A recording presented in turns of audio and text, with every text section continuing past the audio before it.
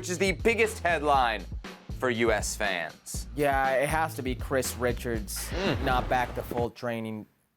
It's a muscular injury, soft tissue injury. He's not even training yet. You're 13 days away from the start of the World Cup.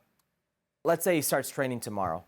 In 12 days, are you going to be fit enough to play the biggest game of your life, in the biggest sporting event of your life? This all but pretty much indicates that if he is there, it's for the latter part of the World Cup. And I don't know if Greg Berhalter wants to bank on a player only knowing he may be available for the latter part of the World Cup. And why is this also a big news story? Because this opens up a door or avenues for other players that might not necessarily not even be there. We're hearing reports that Tim Ream has been called up to the U.S. men's national team. He's on the World Cup roster is the report we're hearing. And that is amazing because according to Greg Berhalter, players that don't do well in a high line, a high defensive line, can't play for him. Well, Tim Ream isn't that player. He's not the guy you want marking 1v1 against a pacey player, as you saw Diego Lainez cook him in the CONCACAF Nations League final. You saw the high line that Fulham deployed against City and how he was taken advantage of. But he's a very good player right now on his team. He's got leadership qualities. He's a player that's left-footed, which Greg Berhalter loves. He's probably going to be the best passing left back, or back, I should say, if he is on the field. So I'm not too against the call-up. It's just very surprising, and this happens because of Chris Richards.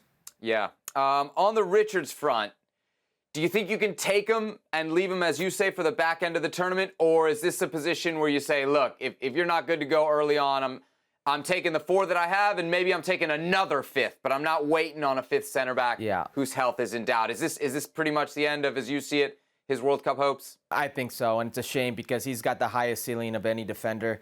And you look at Chris Richards, who's a very athletic back as well. If Greg Berhalter really wants to play that high line, you can't have a center back who's maybe mentally not there and physically hasn't shown that he's there. Herc, you mentioned the report about the center backs. Our colleagues Michele Giannone and Nico Canto reporting that the 4 center backs are going to be Walker Zimmerman, Aaron Long, CC Villa, and Tim Ream.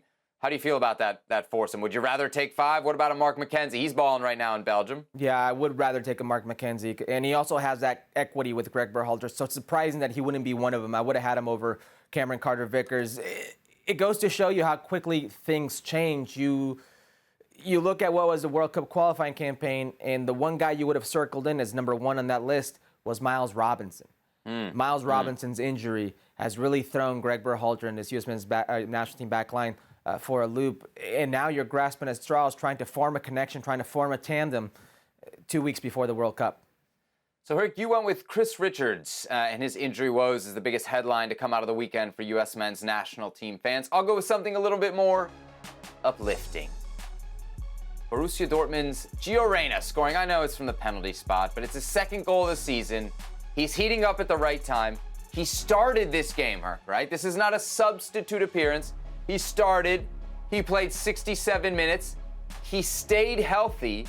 And I think as we see more and more performances like this, we can change the conversation around Gio Reyna to what are you going to get out of him? How much of a super sub could he be? To maybe, potentially, talking about him as a starter. Am I crazy or am I onto something here? No, you're not crazy because you see Gio Reyna and what he can do even if he doesn't have his feet quite under him. Comes on as a sub against the Mexican national team in El Estadio Azteca, and you see the dazzling run in the center of the midfield. What he can do, he's a player that has such a high ceiling. I don't think there is a player on this U.S. men's national team with the talent level and the ceiling level of a Giovanni Reyna. He could really be that breakout star for you at the World Cup. And I say breakout in quotations because the rest of the world pretty much already knows him.